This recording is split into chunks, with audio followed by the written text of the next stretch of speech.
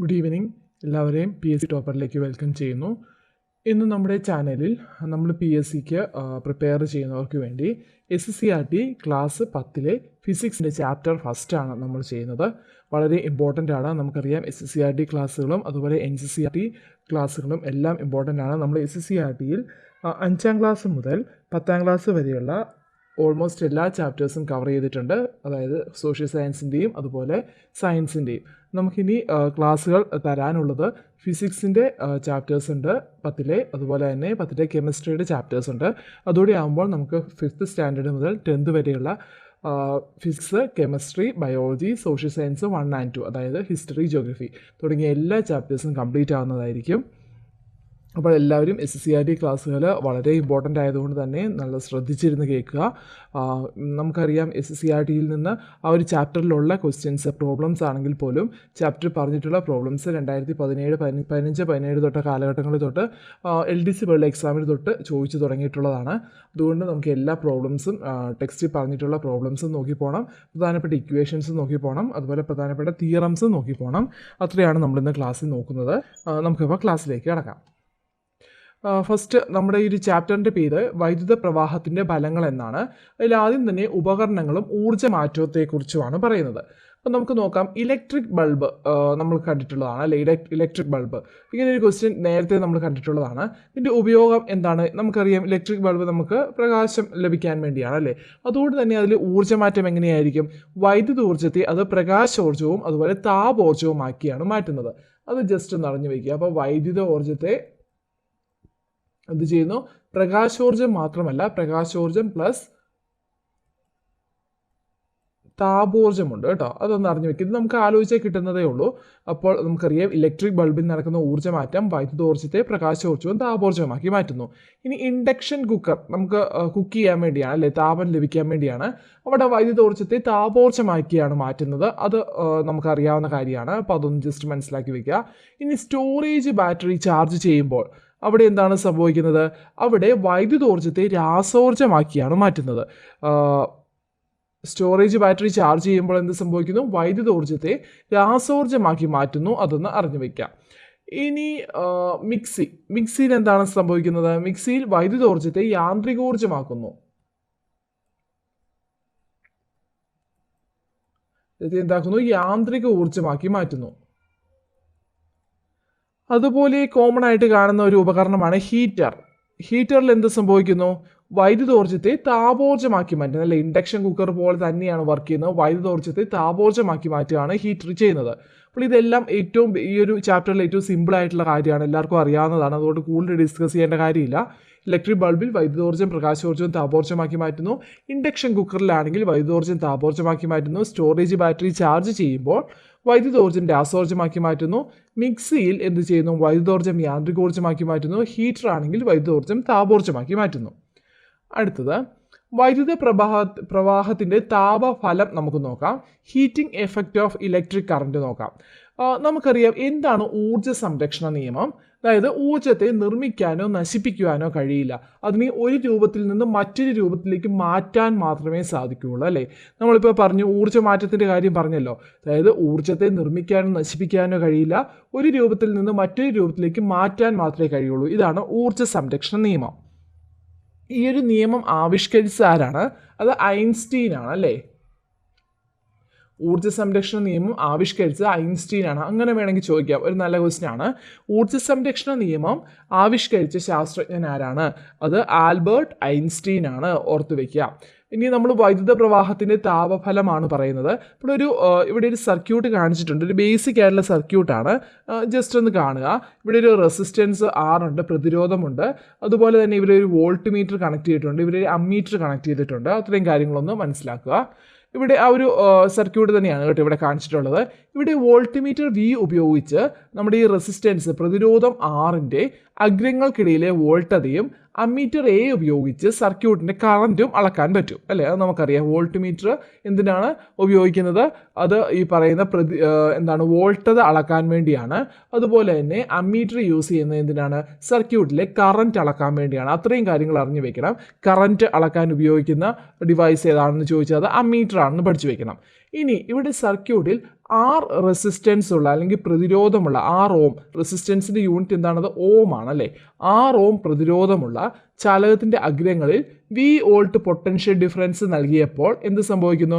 ഇവിടെ I ampere current പ്രവഹിക്കുന്നതായി ammeter രേഖപ്പെടുത്തുന്നു എന്ന് നമ്മൾ സങ്കല്പിക്കുന്നു. അതായത് 6 ഓം റെസിസ്റ്റൻസ് ഉള്ള ഈ ഒരു ചാലകത്തിൻ്റെ അഗ്രങ്ങളിൽ, അത് നിക്രോം വയറാണെന്ന് കണക്കാക്കാം, അതിൻ്റെ അഗ്രങ്ങളിൽ വി വോൾട്ട് പൊട്ടൻഷ്യൽ വ്യത്യാസം നൽകിയപ്പോൾ ഈ ഒരു സർക്യൂട്ടിലൂടെ പ്രവഹിക്കുന്ന കറൻറ്റ് ഐ ആംബിയർ ആണ് എന്ന് നമ്മുടെ ഈ ഒരു അമ്മീറ്റർ രേഖപ്പെടുത്തുകയാണെങ്കിൽ അവിടെ current equal to charge by time ആണെന്ന് പറയാം. Current is equal to charge by time ആണ്. അതാണ് ക്യൂ, ചാർജ് ആണ്.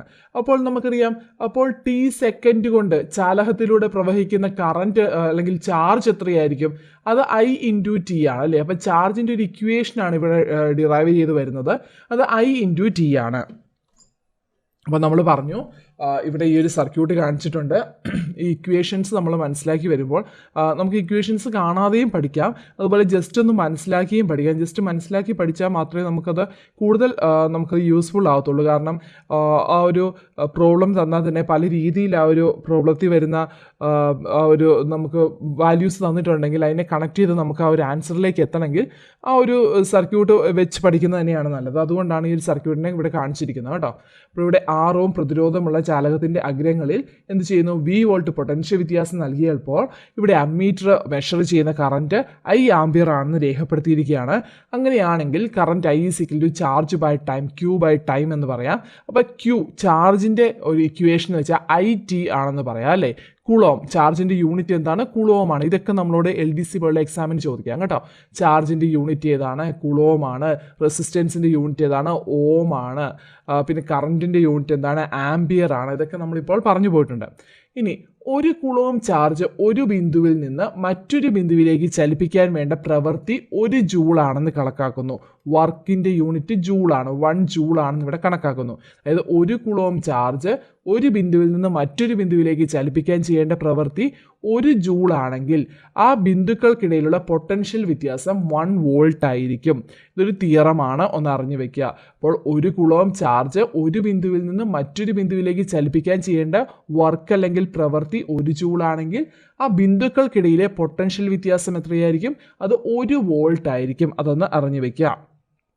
അപ്പോൾ നമ്മളിവിടെ പറഞ്ഞത് ഒരു കുളോം ചാർജ് 1 വോൾട്ട് പൊട്ടൻഷ്യൽ വ്യത്യാസത്തിൽ ചലിപ്പിക്കാൻ 1 ജൂൾ പ്രവൃത്തി. അതുതന്നെ ഈ പറഞ്ഞിരിക്കുന്ന കാര്യം തന്നെയാണ് ഈ പറഞ്ഞിട്ടുള്ളത്.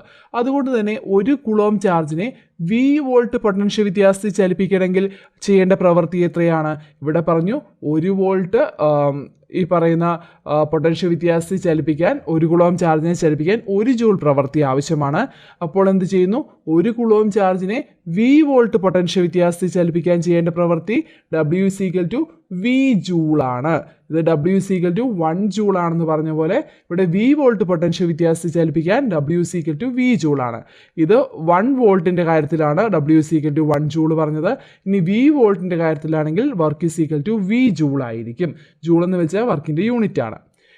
ഇനി എന്നാൽ ക്യൂ കുളോം ചാർജിനെ, മുമ്പേ നമ്മൾ പറഞ്ഞു 1 കുളോം ചാർജിനെയാണ് നമ്മൾ ഈ പറഞ്ഞ കേസിൽ 1 കുളോം ചാർജിനെ ചലിപ്പിക്കാൻ വേണ്ടിയാണ്, ഒരു പോയിന്റിൽ നിന്ന് മറ്റൊരു പോയിന്റിലേക്ക് ചലിപ്പിക്കാൻ വേണ്ടിയാണ് 1 ജൂൾ, അതായത് പൊട്ടൻഷ്യൽ വ്യത്യാസം 1 വോൾട്ട് ആണെങ്കിൽ 1 ജൂൾ വർക്കാണെന്ന് പറഞ്ഞു. ഇനി പൊട്ടൻഷ്യൽ വ്യത്യാസം വി വോൾട്ട് ആണെങ്കിൽ വി ജൂൾ വർക്കാണെന്ന് പറഞ്ഞു. അതുപോലെ ഇവിടെ 1 കുളോം ചാർജിന് പകരം ക്യൂ കുളോം ചാർജിനെ വി പൊട്ടൻഷ്യൽ വ്യത്യാസത്തിലൂടെ ചലിപ്പിക്കാൻ ചെയ്യേണ്ട പ്രവൃത്തി എത്രയാണ്? W is equal to Q V joule ആണെന്ന് പറയാം അല്ലേ. അപ്പോൾ നമ്മൾ പറഞ്ഞു ക്യൂ വി ജൂൾ മനസ്സിലാക്കുക കേട്ടോ. അതായത് ക്യൂ നമ്പർ ഓഫ് ചാർജസ് ആണെങ്കിൽ ക്യൂ കുളോം ചാർജിനെയാണ് കേട്ടോ W is equal to Q V joule. മുമ്പേ നമ്മൾ W is equal to V joule ആണ് പറഞ്ഞത്. ആ കേസിൽ Q is equal to 1 ആയിരുന്നു, ചാർജ് is equal to 1 ആയിരുന്നു. ഇവിടെ ചാർജിൻ്റെ ക്യൂ കുളോമായിട്ട് കണക്കാക്കുകയാണെങ്കിൽ W is equal to Q V joule എന്ന് മനസ്സിലാക്കാം. ഇവിടെ ഈ പറയുന്ന എല്ലാ സ്റ്റെപ്പും പഠിക്കേണ്ട, ഈ ഒരു പറയുന്ന യൂണിറ്റുകളെങ്കിലും പഠിച്ചു പോവുക. ചാർജിൻ്റെ യൂണിറ്റ് കുളോമാണെന്ന് മനസ്സിലാക്കുക, അതുപോലെ വർക്കിൻ്റെ യൂണിറ്റ് ജൂൾ ആണെന്ന് മനസ്സിലാക്കുക. ഇനി വൈദ്യുത ചാർജിനെ ചാലകത്തിലൂടെ ചലിപ്പിക്കാൻ ആവശ്യമായ പ്രവൃത്തി ചെയ്യുന്നത് ആരാണ്? അത് ബാറ്ററിയാണ് അല്ലേ. അതായത് ചാർജിനെ ചാലകത്തിലൂടെ ചലിപ്പിക്കാൻ ആവശ്യമായിട്ടുള്ള വർക്ക് ചെയ്യുന്നത് ബാറ്ററിയാണ്. അപ്പോൾ ബാറ്ററി ടി സെക്കൻഡ് കൊണ്ട് അല്ലെങ്കിൽ ടി സെക്കൻഡ് സമയം കൊണ്ട് നൽകുന്ന പവർ എന്തായിരിക്കും? പവറിൻ്റെ ഇക്വേഷൻ നമുക്കറിയാം, വർക്ക് ബൈ ടൈം ആണ് അല്ലേ? പവർ വർക്ക് ബൈ ടൈം ആണ്. അപ്പോൾ നമ്മളിവിടെ വർക്കിൻ്റെ അവിടെ നമ്മളിപ്പോൾ കണ്ടുപിടിച്ച ഒരു ഇക്വേഷൻ സബ്സ്റ്റിറ്റ്യൂട്ട് ചെയ്യുകയാണ്. അപ്പോൾ പവർ ഈസ് ഈക്വൽ ടു വർക്കിന് പകരം വി ക്യൂ ബൈ ടൈം എന്ന് വരും. Power is equal to V Q by time എന്ന് പറയും. അപ്പോൾ പവറിൻ്റെ ഒരു ഇക്വേഷനാണ് ഇവിടെ വന്നിരിക്കുന്നത്. അപ്പോൾ നമ്മളിവിടെ കണ്ട ഇക്വേഷൻസ് ഏതൊക്കെയാണെന്ന് ചോദിച്ചാൽ കറൻറ്റിൻ്റെ ക്യൂ ബൈ ടി നമ്മൾ പറഞ്ഞു, അത് പഠിക്കണം. അതായത് current I is equal to Q by T പഠിക്കണം. അതുപോലെ ചാർജിൻ്റേത് ഐ ടി പഠിക്കണം. അതുപോലെ പവറിൻ്റേത് വർക്ക് ബൈ ടൈമാണ്. അതുപോലെ വർക്കിന് നമുക്കുള്ള equation Q V by T അല്ലെങ്കിൽ വി ക്യൂ ബൈ ടി. വർക്കിന് പകരം ഇവിടെ വി ക്യൂ കൊടുക്കാം അല്ലെങ്കിൽ ക്യൂ വി കൊടുക്കാം. അത്രയും നമ്മളൊന്ന് മനസ്സിലാക്കി വെക്കാം. ഇനി നമുക്കറിയാം I is equal to Q T അല്ലേ? അപ്പം നമ്മൾ മുമ്പേ പവറിൻ്റെ നമ്മൾ പറഞ്ഞു വർക്ക് ബൈ ടൈമാണ്, വി ക്യൂ ബൈ ടി എന്ന് കൊടുക്കാമെന്ന് പറഞ്ഞു. നമുക്ക് current I is equal to Q by T നമ്മൾ ആദ്യം പറഞ്ഞു. അപ്പോൾ ഇവിടെ നമുക്ക് ഈ ക്യൂ ബൈ ടിക്ക് നമുക്കിവിടെ എന്ത് കൊടുക്കാം? ഐ എന്ന് കൊടുക്കാം അല്ലേ? ക്യൂ ബൈ ടിക്ക് പകരം ഐ എന്ന് കൊടുക്കാം. അങ്ങനെ power is equal to V I എന്ന് കിട്ടും അല്ലേ? Power is equal to V I. ഇതൊരു ഇക്വേഷനാണ്, പവറിൻ്റെ ഇക്വേഷനാണ് വി ഐ. പവറിൻ്റെ ഇക്വേഷൻ നമ്മൾ മുമ്പേ പറഞ്ഞു വർക്ക് ബൈ ടൈം ആണ്. അതുപോലെ നമുക്ക് തന്നിരിക്കുന്നത് വോൾട്ടേജും കറൻറ്റും ആണെങ്കിൽ നമുക്ക് ഈ പറയുന്ന power is equal to V I എന്ന് പറയുന്ന ഇക്വേഷൻ വെച്ച് നമുക്ക് ആ ഒരു പവറിൻ്റെ വാല്യൂ കണ്ടുപിടിക്കാം. ഈ ടി സെക്കൻഡ് കൊണ്ട് ബാറ്ററി സർക്യൂട്ടിന് നൽകുന്ന ഊർജ്ജം അല്ലെങ്കിൽ പവർ ആണെങ്കിൽ ഇത് 1 സെക്കൻഡ് കൊണ്ട് ബാറ്ററി സർക്യൂട്ടിന് നൽകുന്ന ഊർജ്ജമാണ് power P is equal to V I പറയുന്നത്. ഇനി ടി സെക്കൻഡ് ആണെങ്കിൽ 1 സെക്കൻഡ് ആണെങ്കിൽ വി ഐ, ടി സെക്കൻഡ് ആണെങ്കിൽ ഈ റൈറ്റ് ഹാൻഡ് സൈഡിലും ലെഫ്റ്റ് ഹാൻഡ് സൈഡിലും ടി വെച്ച് മൾട്ടിപ്ലൈ ചെയ്യണം അല്ലേ? അപ്പോൾ P T is equal to V I T, P T is equal to V I T. ഇതാണ് ടി സെക്കൻഡ് കൊണ്ട് ബാറ്ററി സർക്യൂട്ടിന് നൽകിയ ഊർജ്ജം. ഇനി നമുക്കറിയാം ഈ ഒരു സർക്യൂട്ടിൽ നിക്രോം ആണല്ലേ റെസിസ്റ്റൻസിന് അവിടെ നമ്മൾ യൂസ് ചെയ്തേക്കുന്നത് നിക്രോം വയറാണെന്ന് പറഞ്ഞു. അവിടെ ബാറ്ററി ചെലവഴിച്ച വൈദ്യുതോർജ്ജം താപോർജ്ജമാക്കി മാറ്റപ്പെടുകയാണ്. അപ്പോൾ അവിടെ താപോർജ്ജം heat energy H is equal to എന്ത് സംഭവിക്കും? ഈ പറയുന്ന ഊർജ്ജം വൈദ്യുതോർജ്ജത്തിന് ഈക്വലൻ്റ് ആയിരിക്കും വി ഐ ടി എന്ന് പറയാം അല്ലേ? അപ്പോൾ എച്ചിനൊരു ഇക്വേഷൻ വന്നു വി ഐ ടി. എച്ചിൻ്റെ ഇക്വേഷൻ എന്താണ്? V I T. ഹീറ്റ് എനർജിയുടെ ഇക്വേഷൻ വി ഐ ടി ആണ്. അതൊന്ന് മനസ്സിലാക്കി വയ്ക്കുക. അപ്പോൾ നമ്മളിവിടെ പഠിച്ചു പോയ പ്രധാന equations I is equal to Q by T അഥവാ charge is equal to I into T. Okay, അതുപോലെ തന്നെ നമ്മൾ പറഞ്ഞു P is equal to V I, power P is equal to V I, അത് പഠിക്കണം. അതുപോലെ തന്നെ നമുക്ക് പഠിക്കേണ്ടതാണ് H is equal to V I T. H is equal to V I T. ഈ ഇക്വേഷനിൽ നിന്നാണ് ഇങ്ങോട്ട് വരുന്നത്. H is equal to V I T. ഇത്രയും ഇക്വേഷൻസ് പഠിക്കണം. ഇനി നമുക്കറിയാം H is equal to V I ടിയിൽ വിക്ക് പകരം നമ്മൾ നമ്മുടെ ഓം റൂൾ അനുസരിച്ച് V directly proportional to I നമ്മുടെ ഓംസ് ലോ ഉണ്ടല്ലോ, അതനുസരിച്ച് നമുക്ക് വിക്ക് പകരം ഇവിടെ എന്ത് സബ്സ്റ്റിറ്റ്യൂട്ട് ചെയ്യാം? ഐ ആർ സബ്സ്റ്റിറ്റ്യൂട്ട് ചെയ്യാം. അപ്പോൾ H is equal to I R into I T എന്ന് നമ്മുടെ ഈ ഒരു ഇക്വേഷൻ വരും. ഇവിടെ 2 ഐ ഉണ്ട്, അപ്പോൾ I square R T. H is equal to I square R T. എച്ചിൻ്റെ ഏറ്റവും കോമൺ ആയിട്ടുള്ള ഇക്വേഷനാണ് H is equal to I square R T. ഇത് വളരെ വളരെ ഇമ്പോർട്ടൻ്റ് ആയിട്ടുള്ള ഇക്വേഷനാണ്. അപ്പോൾ ഇവിടെ heat energy H is equal to I square R T. ഇവിടെ ടി എന്താണ്? ടൈം ഇൻ സെക്കൻഡ് ആണ്. ആറ് റെസിസ്റ്റൻസ് ഇൻ ഓം ആണ്. ഐ എന്ന് വെച്ചാൽ കറൻറ്റ് ഇൻ ആംപിയർ ആണ് അല്ലേ? അതിൻ്റെ ഒരു സ്ക്വയർ ആണ് ഇവിടെ എടുത്തിട്ടുള്ളത്. അപ്പോൾ H is equal to I square R T വളരെ ഇമ്പോർട്ടൻ്റ് ആയിട്ടുള്ള ഇക്വേഷനാണ്. ഓക്കെ, ഇനി നമ്മളിവിടെ മനസ്സിലാക്കേണ്ടത് എന്താണ് ജൂൾ ഹീറ്റിംഗ് എന്ന് മനസ്സിലാക്കി വെക്കണം, അല്ലെങ്കിൽ ഓമിക് ഹീറ്റിംഗ് എന്താണെന്ന് മനസ്സിലാക്കി വെക്കണം. അതായത് ഇവിടെ ഈ ഒരു സർക്യൂട്ടിലൂടെ വൈദ്യുതി പ്രവഹിക്കുമ്പോൾ എന്ത് സംഭവിക്കുന്നു? താപോർജ്ജം രൂപപ്പെടുന്നു അല്ലേ? നമ്മൾ പറഞ്ഞു ഇവിടെ ഒരു ഊർജ്ജമുണ്ട്, വൈദ്യുതോർജ്ജം എന്ത് ചെയ്യുന്നത്? താപോർജ്ജമാക്കി മാറുകയാണ്. അപ്പോൾ ഈ ഒരു സർക്യൂട്ടിലൂടെ വൈദ്യുതി പ്രവഹിക്കുമ്പോൾ താപോർജ്ജം രൂപപ്പെടുന്ന ആ ഒരു പ്രവർത്തനമാണ് ജൂൾ ഹീറ്റിംഗ് അഥവാ ഓമിക് ഹീറ്റിംഗ് എന്നറിയപ്പെടുന്നത്. അത് വളരെ ഇമ്പോർട്ടൻ്റ് ആണ്. ജൂൾ ഹീറ്റിംഗ്, ഓമിക് ഹീറ്റിംഗ്, അതിൻ്റെ ഒരു വേർഡൊക്കെ ഒന്ന് അറിഞ്ഞു വയ്ക്കുക. താപോർജ്ജം രൂപപ്പെടുന്നത് ആ ഒരു പ്രോസസ്സിനെയാണ് ജൂൾ ഹീറ്റിംഗ് എന്ന് പറയുന്നത്. ഇനി ജൂൾസ് ലോ എന്താണെന്ന് നോക്കാം. വൈദ്യുതി പ്രവഹിക്കുന്ന ഒരു ചാലകത്തിൽ ഉൽപ്പാദിപ്പിക്കപ്പെടുന്ന താപത്തിൻ്റെ അളവ്, എച്ച് എന്ന് വെച്ചാൽ താപത്തിൻ്റെ അളവ്. ഇത് വൈദ്യുതി പ്രവഹിക്കുന്ന ഒരു ചാലകത്തിൽ അല്ലെങ്കിൽ സർക്യൂട്ടിൽ ഉൽപ്പാദിപ്പിക്കുന്ന താപത്തിൻ്റെ അളവെന്ന് പറയാം. അത് വൈദ്യുത പ്രവാഹ തീവ്രതയുടെ വർഗത്തിൻ്റെതും, അതായത് കറൻറ്റിൻ്റെ സ്ക്വയർ അല്ലേ, ഐ സ്ക്വയർ, അതാണ് വൈദ്യുത പ്രവാഹ തീവ്രതയുടെ വർഗത്തിൻ്റെയും അതുപോലെ ചാലകത്തിൻ്റെ പ്രതിരോധത്തിൻ്റെയും വൈദ്യുതി പ്രവഹിക്കുന്ന സമയത്തിൻ്റെ ഗുണനഫലത്തിനും നേർ അനുപാതത്തിലായിരിക്കും. ഇത് ഡയറക്ട്ലി പ്രൊപ്പോർഷണൽ ആണ് അല്ലേ, H is equal to I square R T. ഇതിനെയാണ് ജൂൾസ് ലോ എന്ന് പറയുന്നത്. ഇവിടെ ഐ എന്താണ്? ആംപിയർ യൂണിറ്റിലുള്ള വൈദ്യുത പ്രവാഹ തീവ്രതയാണ്. ആർ എന്ന് വെച്ചാൽ ഓം യൂണിറ്റിലുള്ള പ്രതിരോധമാണ്. ടി എന്ന് വെച്ചാൽ സെക്കൻഡ് യൂണിറ്റിലുള്ള സമയമാണ്. അത്രയും കാര്യം നമുക്കറിയാം അല്ലേ. അപ്പോൾ H is equal to I square R T. ഇത് ഏത് ലോയാണ്? ജൂൾസ് ലോയാണ്. വളരെ ഇമ്പോർട്ടൻ്റ് ആണ് കേട്ടോ. അതുപോലെ ഓംസ് ലോ നമ്മൾ പറഞ്ഞു, V is equal to I R. അത് എല്ലാവർക്കും അറിയാവുന്നതായിരിക്കും, അതും ഇമ്പോർട്ടൻ്റ് ആണ്. ഇനി നമുക്ക് ഈ എച്ചിൻ്റെ ഇക്വേഷനെ പല രീതിയിൽ നമുക്ക് ഈ ഐക്ക് പകരം സബ്സ്റ്റിറ്റ്യൂഷനൊക്കെ കൊടുത്ത് എഴുതാം. എപ്പോഴും നമ്മൾ സബ്സ്റ്റിറ്റ്യൂട്ട് ചെയ്യാൻ ഉപയോഗിക്കുന്നത് നമ്മുടെ ഓംസ് ലോ ആണ് അല്ലേ. അപ്പോൾ നമുക്ക് ഐക്ക് പകരം എന്ത് ചെയ്യാം? വി ബൈ ആർ എന്ന് കൊടുക്കാം അല്ലേ. അപ്പോൾ വി ബൈ ആർ കൊടുത്തു കഴിയുമ്പോൾ വി സ്ക്വയർ ആർ സ്ക്വയർ എന്ന് വരുന്നു. അപ്പോൾ ഇവിടെ ഒരു ആറും ആറും ക്യാൻസലായി പോകുന്നു. അങ്ങനെ V square T by R എന്ന് പറയുന്ന ഇക്വേഷനും നമുക്കിവിടെ യൂസ് ചെയ്യാം. അപ്പോൾ ഈ ഒരു ഇക്വേഷൻ പഠിച്ചു വെച്ചാലും മതി. H is equal to I square R T കാണാതെ പഠിച്ചു വെച്ചാൽ മതി. അതിൻ്റെ കൂടെ V is equal to I R വെച്ച് നമുക്ക് സബ്സ്റ്റിറ്റ്യൂട്ട് ചെയ്ത് ഈ ഒരു ഇക്വേഷനിലേക്ക് എത്താം. എല്ലാം കാണാതെ പഠിച്ചു വെക്കേണ്ട കാര്യമില്ല. ഇനി എന്താണ് നമുക്ക് ജൂൾ നിയമം എന്ന് നോക്കാം. ആരാണത് കണ്ടെത്തിയതെന്ന് നോക്കാം. ഓക്കെ, ഈ പറയുന്ന ജെയിംസ് പ്രെസ്കോട്ട് ജൂളാണ് താപോർജ്ജത്തിൻ്റെ സ്വഭാവ സവിശേഷതയെക്കുറിച്ചും താപം മൂലമുണ്ടാകുന്ന യാന്ത്രിക ചലനത്തെക്കുറിച്ചും ഒക്കെ പഠനം നടത്തുന്നത്. അങ്ങനെയാണ് ഇദ്ദേഹം ഈ പറയുന്ന ജൂൾസ് ലോ കണ്ടെത്തുന്നത്. ജൂൾസ് ലോ 2 എണ്ണം ഉണ്ട്. നമ്മൾ ഒരെണ്ണം പറഞ്ഞു. ഇപ്പം ഒരെണ്ണം എന്ന് വെച്ചാൽ H is equal to I square R T എന്ന് പറയുന്ന ഇക്വേഷൻ വെച്ച് നമുക്ക് കണ്ടെത്താവുന്ന ഒരു ലോയാണ്. അതങ്ങനെ വേറെ പഠിച്ചു വെക്കേണ്ട കാര്യമില്ല. H is equal to I square R T എന്ന് പഠിച്ചു വെച്ചാൽ മതി. അതായത് താപോർജ്ജം, ഒരു ചാലകത്തിലൂടെ കറണ്ട് പ്രവഹിക്കുമ്പോൾ ഉണ്ടാകുന്ന താപോർജ്ജം എന്ന് വെച്ചാൽ അത് അവിടെ പ്രവഹിക്കുന്ന വൈദ്യുത പ്രവാഹത്തിൻ്റെ വർഗത്തിനും അതുപോലെ ആ ഒരു സർക്യൂട്ടിൻ്റെ റെസിസ്റ്റൻസിനും അതുപോലെ വൈദ്യുതി പ്രവഹിക്കുന്ന സമയത്തിനും നേർ അനുപാതത്തിലായിരിക്കും. അതാണ് നമ്മുടെ ജൂൾസ് ലോ. അതാണ് നമ്മൾ ഏറ്റവും ഇമ്പോർട്ടൻ്റ് ആയിട്ട് പഠിക്കുന്നത്. ഇനി ജൂൾ സെക്കൻഡ് ലോ ഉണ്ട്. അത് ഒരു ഗ്യാസുമായി ബന്ധപ്പെട്ട, വാതകങ്ങളുമായി ബന്ധപ്പെട്ടതാണ്. അതിവിടെ ഡീപ്പായിട്ട് പഠിക്കാനില്ല, എന്നാലും അത് ജസ്റ്റ് ഒന്ന് അറിഞ്ഞു വയ്ക്കുക. അതായത് വാതകങ്ങളുടെ ഊർജ്ജം, അവയുടെ മർദ്ദം, വ്യാപ്തം, താപനില എന്നിവയെ എങ്ങനെ സ്വാധീനിക്കും എന്നാണ് ഈ രണ്ടാമത്തെ നിയമം പറയുന്നത്. അതായത് internal energy of an ideal gas does not change if volume and pressure changes. അതായത് വോളിയം പ്രഷറും ചേഞ്ച് ചെയ്യുമ്പോൾ ഇതിൻ്റെ ഒരു ഇൻറ്റേർണൽ എനർജി, ഗ്യാസിൻ്റെ ഇൻറ്റേർണൽ എനർജിക്ക് മാറ്റമുണ്ടാകുന്നില്ല. പക്ഷേ ടെമ്പറേച്ചർ ചേഞ്ച് ചെയ്യുന്നതിനനുസരിച്ച് മാറ്റമുണ്ടാകുന്നു. അതാണ് ജൂൾ സെക്കൻഡ് ലോ. അത് എന്തുമായി ബന്ധപ്പെട്ടതാണ്? ഗ്യാസുമായി ബന്ധപ്പെട്ടതാണ്, വാതകങ്ങളുടെ ഊർജ്ജവുമായി ബന്ധപ്പെട്ടതാണ്. അപ്പോൾ internal energy of an ideal gas does not change if volume and pressure change. Volume പ്രഷറും ചേഞ്ച് ചെയ്യുമ്പോൾ ഇൻറ്റേർണൽ എനർജിക്ക് ചേഞ്ച് ഉണ്ടാകുന്നില്ല.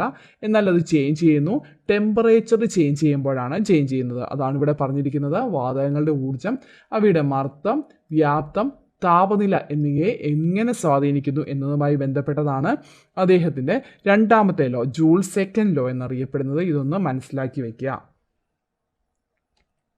അടുത്തത് ഈ ഒരു ഇക്വേഷനുമായി ബന്ധപ്പെട്ട് ടെക്സ്റ്റ് ബുക്കിലുള്ള 1-2 പ്രോബ്ലംസ് ആണ്. വളരെ ഈസിയാണ്, നമുക്ക് പെട്ടെന്ന് കണ്ടുപിടിക്കാം. ഇവിടെ റെസിസ്റ്റൻസ് R തന്നിട്ടുണ്ട്. നമുക്ക് തന്നിരിക്കുന്നത് എന്തൊക്കെയാണെന്ന് ആദ്യം ഒന്ന് മാർക്ക് ചെയ്ത് വെക്കാം. റെസിസ്റ്റൻസ് R 200 ഓം പ്രതിരോധമുള്ള ഒരു ചാലകത്തിലൂടെ 0.2 ആംപിയർ വൈദ്യുതി 5 മിനിറ്റിന് നമുക്ക് സെക്കൻഡ് ആക്കണം. അപ്പോൾ 5 × 60 സെക്കൻഡ്സ് സമയം പ്രവഹിച്ചാൽ ഉൽപ്പാദിപ്പിക്കപ്പെടുന്ന താപം എത്രയായിരിക്കും? നമ്മുടെ equation H is equal to I square RT ആണ്. ഈ പറഞ്ഞിട്ടുള്ള എല്ലാം ഉണ്ടോ എന്ന് നോക്കുക. I ഉണ്ട് 0.2 ആണ്, 0.2 സ്ക്വയർ കൊടുക്കാം. R ഉണ്ട്, റെസിസ്റ്റൻസ് 200 ഓം ആണ്, അത് കൊടുക്കാം. അതുപോലെ വൈദ്യുതി പ്രവഹിക്കുന്ന സമയം 5 × 60 ആണ്, അപ്പോൾ നമുക്ക് 300 ആണ്, അത് കൊടുക്കാം. അപ്പം 2400 ജൂൾ എന്ന് കിട്ടും. അപ്പോൾ ഹീറ്റ് എനർജി, താപോർജ്ജത്തിൻ്റെ ആ ഒരു യൂണിറ്റ് ഇവിടെ ജൂളാണ് യൂസ് ചെയ്തിട്ടുള്ളത്. ഇനി എത്ര ജൂളാണ് ഒരു കലോറി എന്നറിയപ്പെടുന്നത്? 4.2 ജൂൾ ഈസ് ഈക്വൽ ടു 1 കലോറിയാണ് കേട്ടോ. അതും ഒന്ന് അറിഞ്ഞു വെക്കുക.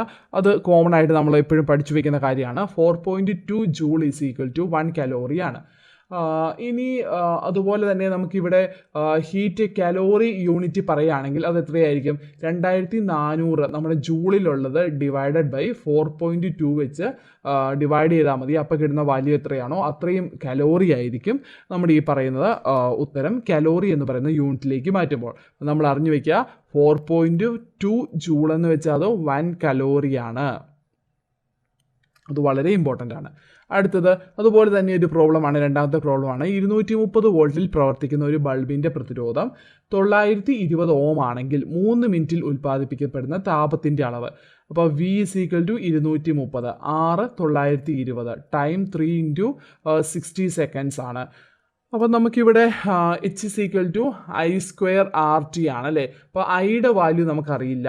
അപ്പം V = IR എന്ന് പറയുന്ന ഇക്വേഷനിൽ നമുക്ക് ഐക്ക് പകരം V/R എന്ന് സബ്സ്റ്റിറ്റ്യൂട്ട് ചെയ്യാം. അങ്ങനെ സബ്സ്റ്റിറ്റ്യൂട്ട് ചെയ്യുമ്പോൾ ഐക്ക് പകരം V/R, V²/R² RT എന്ന് വരും. RR ഇവിടെ കട്ടായി പോകും. അപ്പോൾ നമുക്ക് V²T/R എന്ന് വരും. അപ്പോൾ ഈ തന്നിരിക്കുന്ന പാരാമീറ്റേഴ്സ് നമുക്ക് ഇവിടെ സബ്സ്റ്റിറ്റ്യൂട്ട് ചെയ്ത് കഴിയുമ്പോൾ നമുക്ക് ഈ പറയുന്ന വാല്യൂ കിട്ടും. അതായത് വിക്ക് പകരം 230 വോൾട്ട് കൊടുക്കുന്നു, 230². റെസിസ്റ്റൻസ് ആണെങ്കിൽ നമുക്ക് എന്താണ് 920 ആണ്. അതുപോലെ ടൈം 3 × 60 സെക്കൻഡ്സ് ആണ്. അതെല്ലാം സബ്സ്റ്റിറ്റ്യൂട്ട് ചെയ്യുമ്പം H = 10350 ജൂൾ എന്ന് കിട്ടും. ഇതൊക്കെ ആ ഒരു ഇക്വേഷൻ വെച്ച് സബ്സ്റ്റിറ്റ്യൂട്ട് ചെയ്ത് പഠിക്കേണ്ട കാര്യമുള്ളൂ. അപ്പോൾ ഒരു ഇക്വേഷൻ പഠിച്ചു വയ്ക്കുക, അതുപോലെ ഓംസ് ലോയും അറിഞ്ഞു വയ്ക്കുക. ജൂൾസ് ലോയും ഓംസ് ലോയും അറിഞ്ഞു കഴിഞ്ഞാൽ ഈ പ്രോബ്ലംസ് എല്ലാം നമുക്ക് ഈസി ആയിട്ട് സോൾവ് ചെയ്യാം. അടുത്തത് അതുപോലെ തന്നെ മറ്റൊരു മെത്തേഡ് ഇവിടെ പറഞ്ഞിട്ടുണ്ട്. അതാണ് നമ്മൾ I = V/R ആദ്യം കണ്ടുപിടിച്ചിട്ട് ഇവിടെ ഐക്ക് വാല്യൂ സബ്സ്റ്റിറ്റ്യൂട്ട് ചെയ്ത് കൊടുക്കാം. നേരിട്ട് നമുക്ക് V/R കണ്ടുപിടിക്കുക, 230/920 കണ്ടുപിടിക്കുക. ആൻഡ് ആ ഒരു വാല്യൂ ഇവിടെ സബ്സ്റ്റിറ്റ്യൂട്ട് ചെയ്ത് കൊടുത്തും നമുക്ക് കണ്ടുപിടിക്കാം. കൂടുതലും ഇങ്ങനെ സബ്സ്റ്റിറ്റ്യൂട്ട് ചെയ്യുന്നതിനേക്കാളും PSC എക്സാംസിന് നമുക്ക് ഇങ്ങനെ സബ്സ്റ്റിറ്റ്യൂട്ട് ചെയ്യുന്നതായിരിക്കും എളുപ്പം. കാരണം നമുക്ക് കുറേ കട്ട് ചെയ്ത് പോവുകയാണെങ്കിൽ നമുക്ക് ഒരു ഡിവിഷൻ ഒന്നും ചെയ്യേണ്ട കാര്യം വരുന്നില്ല, അതുകൊണ്ടാണ്. അടുത്തത് ഇവിടെ വേറൊരു 2 എക്സാമ്പിൾ തന്നിട്ടുണ്ട്. പ്രവർത്തന വോൾട്ട് 230 വോൾട്ട്, പ്രതിരോധം 1150 ഓം, പ്രവർത്തിക്കുന്ന സമയം 5 മിനിറ്റ്. ഇവിടെ നമുക്ക് ഉൽപ്പാദിപ്പിക്കുന്ന താപോർജ്ജം എത്രയാണെന്ന് കണ്ടെത്തണം. അപ്പോൾ നമുക്കിവിടെ V അതുപോലെ R അതുപോലെ T ആണുള്ളത്. അതുകൊണ്ട് തന്നെ V²T/R എന്ന് പറയുന്ന ഇക്വേഷൻ സബ്സ്റ്റിറ്റ്യൂട്ട് ചെയ്യാം. വിക്ക് പകരം 230, ടിക്ക് പകരം 300, 5 മിനിറ്റ് ആണല്ലോ, 5 × 60 300 സെക്കൻഡ്. അതുപോലെ തന്നെ ആറിന് പകരം 1750 കൊടുത്തു കഴിഞ്ഞാൽ നമുക്ക് ഇത്രയും ജൂൾ കിട്ടും. ഈ കലോറിയിലേക്ക് ചേഞ്ച് ചെയ്യണമെങ്കിൽ 13800/4.2 ആകുമ്പോൾ നമുക്ക് എത്ര കലോറി ആണെന്ന് കിട്ടും. അതും ഒന്ന് അറിഞ്ഞു വയ്ക്കാം. ഓക്കെ. അതുപോലെ തന്നെ മറ്റൊരു പ്രോബ്ലം ഇവിടെ കാണിച്ചിട്ടുണ്ട്. 230 വോൾട്ട്, 460 ഓം, 5 മിനിറ്റ്സ്. ഇതേ ഇക്വേഷൻ തന്നെ നമ്മളിവിടെ സബ്സ്റ്റിറ്റ്യൂട്ട് ചെയ്യുന്നു, നമുക്കിവിടെ ഉത്തരം കിട്ടുന്നു. അതൊക്കെ ജസ്റ്റ് ഒന്ന് മനസ്സിലാക്കി വെച്ചാൽ മതി. അടുത്തത് നമുക്ക് പ്രതിരോധകങ്ങളെ അഥവാ റെസിസ്റ്റൻസിനെ പല രീതിയിൽ കണക്ട് ചെയ്യാം അല്ലേ. സർക്യൂട്ടിൽ പല രീതിയിൽ കണക്ട് ചെയ്യാം. അതിൽ ഒന്നാമത്തേതാണ് ശ്രേണി രീതി അഥവാ സീരീസ് കണക്ഷൻ. ഇപ്പോൾ ശ്രേണി രീതിയിൽ കണക്ട് ചെയ്യുമ്പോൾ ഇങ്ങനെയാണ്, ഒരു റെസിസ്റ്റൻസ് അടുത്ത റെസിസ്റ്റൻസ് ഇങ്ങനെ കണക്ട് ചെയ്ത് പോകുന്നത് അല്ലേ. അതിനെയാണ് സീരീസ് കണക്ഷൻ എന്ന് പറയുന്നത്. ഈ രീതിയിൽ പ്രതിരോധങ്ങളെ ബന്ധിപ്പിക്കുമ്പോൾ എന്ത് സംഭവിക്കുന്നു? അവിടെ പ്രതിരോധം, സഫല പ്രതിരോധം കൂടുന്നു, ടോട്ടൽ റെസിസ്റ്റൻസ് അവിടെ കൂടുകയാണ്. അപ്പോൾ പ്രതിരോധങ്ങളെ ശ്രേണി രീതിയിൽ ബന്ധിപ്പിക്കുമ്പോൾ സർക്യൂട്ടിലെ പൊട്ടൻഷ്യൽ വ്യത്യാസം എന്ത് സംഭവിക്കുന്നു? അത് വിഭജിക്കപ്പെടുകയാണ് ചെയ്യുന്നത്. അതുപോലെ തന്നെ കറൻറ്റ് എല്ലാ പ്രതിരോധത്തിനും തുല്യമായിരിക്കും. ഇവിടെ കറൻറ്റ് എല്ലായിടത്തും തുല്യമായിരിക്കും. ഈ സർക്യൂട്ടിലൂടെ ഒഴുകുന്ന കറൻറ്റ് തുല്യമാണ്. എന്നാൽ പൊട്ടൻഷ്യൽ ഡിഫറൻസിന് വ്യത്യാസമുണ്ട്. അതുകൊണ്ട് തന്നെ total potential difference V1 + V2 എന്ന് കൊടുക്കാം. V = IR ആണ് അല്ലേ. കറൻറ്റ് ഈക്വൽ ആണ്, അതുകൊണ്ട് തന്നെ കറൻറ്റ് I കോമൺ ആയിട്ട് വരും. V1-ലാണെങ്കിൽ IR1 എന്ന് വരും. അതുപോലെ തന്നെ പൊട്ടൻഷ്യൽ ഡിഫറൻസ് V2 ആണെങ്കിൽ IR2 എന്ന് വരും അല്ലേ. അതിവിടെ നമുക്ക് സബ്സ്റ്റിറ്റ്യൂട്ട് ചെയ്യാം. ഈ ഒരു ഇക്വേഷനിൽ സബ്സ്റ്റിറ്റ്യൂട്ട് ചെയ്യുമ്പോൾ V = V1-ന് പകരം നമുക്ക് എന്ത് സബ്സ്റ്റിറ്റ്യൂട്ട് ചെയ്യണം? IR1 സബ്സ്റ്റിറ്റ്യൂട്ട് ചെയ്യണം. അതുപോലെ V2-ന് വരെ എന്ത് സബ്സ്റ്റിറ്റ്യൂട്ട് ചെയ്യണം? IR2 സബ്സ്റ്റിറ്റ്യൂട്ട് ചെയ്യണം. പിന്നെ I നമ്മളിവിടെ കോമൺ ആയിട്ട് എടുക്കുന്നു. V is equal to I R എന്ന് നമുക്ക് ലെഫ്റ്റ് സൈഡിൽ കൊടുക്കാം. അതുപോലെ ഐ കോമൺ ആയിട്ട് എടുക്കുമ്പോൾ R1 പ്ലസ് R2 വരുന്നു. ലെഫ്റ്റ് സൈഡിലെയും റൈറ്റ് സൈഡിലെയും ഐ നമുക്ക് ക്യാൻസൽ ചെയ്യാം. അതുകൊണ്ട് തന്നെ നമുക്ക് റെസിസ്റ്റൻസ് ഇവിടെ സഫല പ്രതിരോധം എന്തായി മാറുന്നു? റെസിസ്റ്റൻസ് 1 പ്ലസ് റെസിസ്റ്റൻസ് 2 ആയി മാറുന്നു അല്ലേ. പിന്നെ R is equal to R1 plus R2 ആയി മാറുന്നു. ശ്രേണി രീതിയിൽ സീരീസ് കണക്ഷനിൽ ഈ പറയുന്ന പ്രതിരോധങ്ങളെ ബന്ധിപ്പിക്കുമ്പോൾ സഫല പ്രതിരോധത്തിന് എന്ത് സംഭവിക്കുന്നു? അത് കൂടുന്നു. അതുപോലെ എന്ത് ചെയ്യുന്നു? ഇവിടെ പൊട്ടൻഷ്യൽ വ്യത്യാസം പ്രതിരോധങ്ങൾക്കിടയിൽ വിഭജിക്കപ്പെടുകയാണ്. പൊട്ടൻഷ്യൽ വ്യത്യാസം. അതുകൊണ്ടാണ് V is equal to V1 plus V2 എന്നിവിടെ എഴുതിയിട്ടുള്ളത്. ഇത് ഈസിയാണ്, നിങ്ങൾക്ക് അറിയാവുന്നതായിരിക്കും. ഒന്ന് പെട്ടെന്ന് മനസ്സിലാക്കി പോകാം. അതുപോലെ നമ്മൾ പറഞ്ഞു IR is equal to IR1 plus IR2. IR is equal to I common ആയിട്ട് എടുക്കുന്നു. അതുപോലെ ഐ രണ്ട് സൈഡിലും നമ്മൾ കട്ട് ചെയ്ത് കളയുന്നു. R is equal to R1 plus R2 ആണ് അല്ലേ. അപ്പോൾ പ്രതിരോധങ്ങളുടെ സഫല പ്രതിരോധം എന്ന് വെച്ചാൽ ശ്രേണി രീതിയിൽ കണക്ട് ചെയ്യുമ്പോൾ ആകെയുള്ള പ്രതിരോധങ്ങളുടെ ആകെ തുകയായിരിക്കും ഇവിടെ ടോട്ടൽ റെസിസ്റ്റൻസ് അല്ലേ. R1 പ്ലസ് R2, ഇനി 3 റെസിസ്റ്റൻസ് ഉണ്ടെങ്കിൽ പ്ലസ് R3യും കൂടെ വരും. ഇനി ഈ പറയുന്ന R1, R2, R3യുടെ വാല്യൂസ് ഒക്കെ തുല്യമാണെങ്കിൽ ഈ സഫല പ്രതിരോധം അഥവാ ടോട്ടൽ റെസിസ്റ്റൻസ് കിട്ടണമെങ്കിൽ ഈ റെസിസ്റ്റൻസിൻ്റെ വാല്യൂ Rനെ നമ്പർ ഓഫ് റെസിസ്റ്റൻസ് വെച്ച് മൾട്ടിപ്ലൈ ചെയ്താൽ മതി. ഇനി 3 എണ്ണം ഉണ്ടെങ്കിൽ 3 വെച്ച് മൾട്ടിപ്ലൈ ചെയ്യുക, 5 എണ്ണം ഉണ്ടെങ്കിൽ 5 വെച്ച് മൾട്ടിപ്ലൈ ചെയ്യുക. അതൊന്ന് ജസ്റ്റ് അറിഞ്ഞു വെച്ചാൽ മതി. അപ്പോൾ ശ്രേണി രീതിയിൽ ഒരു സർക്യൂട്ടിൽ പ്രതിരോധങ്ങൾ കണക്ട് ചെയ്യുമ്പോൾ പ്രതിരോധങ്ങളുടെ മൂല്യങ്ങൾ തുല്യമാണെങ്കിൽ മൂല്യത്തെ എണ്ണം കൊണ്ട് ഗുണിച്ചാൽ ഇവിടെ ടോട്ടൽ റെസിസ്റ്റൻസ് അഥവാ സഫല പ്രതിരോധം ലഭിക്കും. അറിഞ്ഞു വയ്ക്കുക. അടുത്തത് പാരലൽ കണക്ഷൻ അഥവാ സമാന്തര രീതി നോക്കാം. അതായത് ഇവിടെ പ്രതിരോധങ്ങളെ പാരലലായിട്ട് കണക്ട് ചെയ്തിരിക്കുകയാണ്. അതായത് സർക്യൂട്ടിൽ പ്രതിരോധങ്ങളെ സമാന്തരമായി ഘടിപ്പിക്കുന്നത് മൂലം എന്ത് സംഭവിക്കുന്നു? കറൻറ്റ് ഇവിടെ വന്ന് രണ്ടായിട്ട് ഡിവൈഡ് ആയി പോവാണ് അല്ലേ, I1 I2. അപ്പോൾ ഓരോ ശാഖ വഴിയും കറൻറ്റിന് എന്ത് സംഭവിക്കുന്നു? കറൻറ്റ് വിഭജിച്ചാണ് പോകുന്നത്. അപ്പോൾ സർക്യൂട്ടിലെ ആകെ കറൻറ്റ് ശാഖാ സർക്യൂട്ടുകളിലെ കറൻറ്റുകളുടെ തുകയ്ക്ക് തുല്യമാണ്. അതായത് ഈ വരുന്ന current I is equal to അത് I1 പ്ലസ് I2 എന്ന് ഡിവൈഡ് ആയി പോവാണ്. അപ്പോൾ total current I is equal to I1 plus I2 ആണ്. ഇനി R ഇവയുടെ സഫല പ്രതിരോധമാണെന്ന് നമ്മൾ കണക്കാക്കുന്നു. എന്നാൽ ഓം നിയമം അനുസരിച്ച് V is equal to IR ആണ് അല്ലേ. അപ്പോൾ നമുക്ക് ഐക്ക് പകരം V by R എന്ന് കൊടുക്കാം. അപ്പോൾ എന്ത് സംഭവിക്കുന്നു? V by R is equal to V by R1 plus V by R2 ആണ്. അപ്പോൾ നമുക്കിവിടെ V കോമൺ ആയിട്ട് എടുക്കുകയാണെങ്കിൽ 1 by R1 plus 1 by R2 എന്ന് വരുന്നു. അപ്പോൾ V by R is equal to 1 by R1 plus 1 by R2 into V. അപ്പോൾ V രണ്ട് സൈഡിൽ നിന്നും കട്ട് ചെയ്ത് കളയുകയാണെങ്കിൽ 1 by R is equal to 1 by R1 plus 1 by R2 എന്ന് നമുക്ക് ഇക്വേഷൻ കിട്ടുന്നു. ഓക്കെ, അതിവിടെ കാണിച്ചിട്ടുണ്ട്. V into 1 by R1 1 by R is equal to V into 1 by R1 plus 1 by R2 ആണ്. ഈ V കട്ട് ചെയ്ത് കളഞ്ഞാൽ 1 by R is equal to 1 by R1 plus R2 ആണ്. ഇനി cross multiplication നടത്തുവാണെങ്കിൽ 1 by R is equal to R2 plus R1 divided by R1 into R2 എന്ന് എഴുതാം. അതുപോലെ R is equal to R1 into R2 divided by R1 plus R2 എന്നും എഴുതാം. അതായത് R പ്രതിരോധമുള്ള N പ്രതിരോധങ്ങളെ സമാന്തര രീതിയിൽ ഘടിപ്പിച്ചാൽ സഫല പ്രതിരോധം എത്രയാണ്? അതിന് നമുക്ക് R by N എന്ന് പറയാം. അതായത് ഇവിടെ ഈ സമാന്തര രീതിയിൽ കണക്ട് ചെയ്തിരിക്കുന്ന പ്രതിരോധങ്ങളുടെ എല്ലാം പ്രതിരോധത്തിൻ്റെ തുക സെയിം ആണെങ്കിൽ നമുക്ക് എങ്ങനെ അതിനെ എഴുതാം? R by N എന്ന് എഴുതാം. N എന്ന് വെച്ചാൽ നമ്പർ ഓഫ് റെസിസ്റ്റൻസ് ആയിരിക്കും. R എന്ന് വെച്ചാൽ ആ ഒരു എന്താണ് പ്രതിരോധത്തിൻ്റെ വാല്യൂ ആണ് അല്ലേ, R പ്രതിരോധത്തിൻ്റെ വാല്യൂ ആണ്. അല്ലെങ്കിൽ ഇങ്ങനെ ഒരു ഇക്വേഷൻ മനസ്സിലാക്കി വെച്ചാലും മതി. അത്രയും കാര്യങ്ങളൊന്ന് അറിഞ്ഞു വയ്ക്കുക. അപ്പോൾ നമ്മൾ സമാന്തര രീതിയിലും അതുപോലെ തന്നെ ശ്രേണി രീതിയിലും റെസിസ്റ്റൻസ് കണക്ട് ചെയ്യുമ്പോൾ അല്ലെങ്കിൽ പ്രതിരോധങ്ങൾ കണക്ട് ചെയ്യുമ്പോൾ സർക്യൂട്ടിൻ്റെ ആകെ പ്രതിരോധം അഥവാ സഫല പ്രതിരോധം എങ്ങനെയാണെന്നാണ് പറഞ്ഞത്. ഇത് കോമൺ ആയിട്ട് നമ്മൾ എപ്പോഴും പഠിക്കുന്ന കാര്യമാണ്, ഈസി ആയിട്ടുള്ള കാര്യമാണ്, മനസ്സിലാക്കി വയ്ക്കുക. അടുത്തത് നമുക്ക് ഈ ഒരു ടേബിളൂടെ പഠിക്കേണ്ടതുണ്ട്. പ്രതിരോധങ്ങൾ ശ്രേണി രീതിയിലാണെങ്കിൽ നമ്മൾ ആദ്യം പറഞ്ഞു R is equal to R1 plus R2 ആ ഒരു രീതിയിലാണ് ഇക്വേഷൻ പോകുന്നത്. അതായത് സഫല പ്രതിരോധം കൂടുന്നു. ഇനി പ്രതിരോധങ്ങൾ സമാന്തര രീതിയിലാണെങ്കിൽ 1 by R is equal to 1 by R1 plus R2 ആണ് അല്ലേ, 1 by R2 ആണ്. അതുകൊണ്ട് തന്നെ എന്ത് സംഭവിക്കുന്നു? സഫല പ്രതിരോധം കുറയുന്നു. നമ്മൾ ഈ ഒരു ശ്രേണി രീതിയിൽ പഠിക്കുന്നതിന് ഓപ്പോസിറ്റ് ആയിട്ടായിരിക്കും സമാന്തര രീതിയിൽ എപ്പോഴും വരുന്നത്. അപ്പോൾ സഫല പ്രതിരോധം ശ്രേണി രീതിയിൽ കൂടുകയാണ്, അപ്പോൾ സമാന്തര രീതിയിൽ എന്താണ്? സഫല പ്രതിരോധം കുറയുകയാണ്. ഇനി ശ്രേണി രീതിയിൽ നമ്മളിവിടെ പറഞ്ഞു ഓരോ പ്രതിരോധകത്തിനും ലഭിക്കുന്ന പൊട്ടൻഷ്യൽ വ്യത്യാസം ഒരുപോലെയല്ല അല്ലേ? എന്നാൽ ഓരോ പ്രതിരോധത്തിനും ലഭിക്കുന്ന കറൻറ്റ് തുല്യമാണ്. നമ്മൾ പറഞ്ഞ ആ ഒരു രണ്ട് സർക്യൂട്ട് ഇങ്ങനെയാണെങ്കിൽ കറണ്ട് ഇങ്ങനെ പാസ് ചെയ്യാണ് ശ്രേണി രീതിയിൽ. അതുകൊണ്ട് തന്നെ ഓരോ പ്രതിരോധകത്തിലൂടെയും ഒഴുകുന്ന കറണ്ട് എങ്ങനെയാണ്? കറൻറ്റ് തുല്യമാണ്. കറൻറ്റ് തുല്യമാണ്. സമാന്തര രീതിയിൽ നമ്മുടെ സർക്യൂട്ട് ഇങ്ങനെ ഡിവൈഡ് ആയി പോവാണ്. കറൻറ്റ് ഐ വരുന്നു, I1 I2 ആണ്, ഡിവൈഡ് ആയി പോകുന്നു. അതുകൊണ്ട് തന്നെ ഓരോ പ്രതിരോധത്തിലൂടെയും ഒഴുകുന്ന കറൻറ്റ് വ്യത്യസ്തമാണ് അല്ലേ? അതൊരു പ്രതിരോധകത്തിൻ്റെ മൂല്യത്തിനനുസരിച്ച് വിഭജിക്കപ്പെടുകയാണ്. അതൊന്ന് അറിഞ്ഞു വെക്കുക.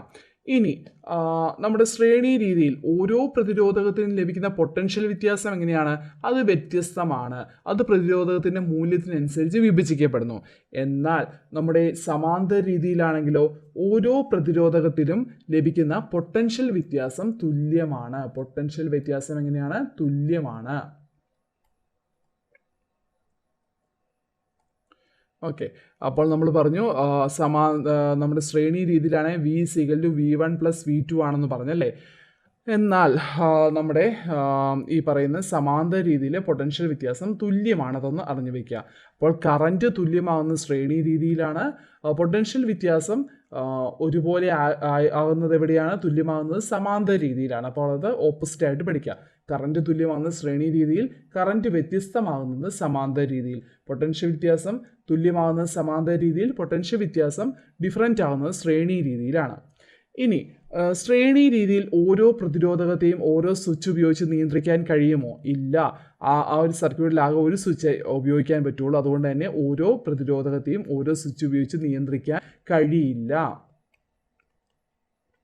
എന്നാൽ ഈ പറയുന്ന സമാന്തര രീതിയിൽ ഓരോ പ്രതിരോധകത്തെയും ഓരോ സ്വിച്ച് ഉപയോഗിച്ച് നിയന്ത്രിക്കാൻ കഴിയും. അതും അറിഞ്ഞു വെക്കുക. ഇതെല്ലാം ഇമ്പോർട്ടൻ്റ് ആണ്. അപ്പോൾ പ്രതിരോധങ്ങൾ ശ്രേണി രീതിയിലാണെങ്കിൽ സഫല പ്രതിരോധം കൂടുന്നു. കറൻറ്റ് ആ ഒരു സർക്യൂട്ടിലെ എല്ലാ പ്രതിരോധങ്ങളിലൂടെയും പാസ് ചെയ്യുന്ന കറൻറ്റ് തുല്യമായിരിക്കും. എന്നാൽ പൊട്ടൻഷ്യൽ വ്യത്യാസം ഒരുപോലെയല്ല. പ്രതിരോധത്തിൻ്റെ മൂല്യത്തിനനുസരിച്ച് വിഭജിക്കപ്പെടുന്നു. ഒരു സ്വിച്ച് ഉപയോഗിച്ച് ഈ പറയുന്ന എല്ലാ പ്രതിരോധങ്ങളെയും നിയന്ത്രിക്കാൻ കഴിയില്ല. അതും അറിഞ്ഞു വെക്കാം. ഇനി സമാന്തര രീതിയിലാണെങ്കിൽ എന്താണ്? സഫല പ്രതിരോധം കുറയുന്നു.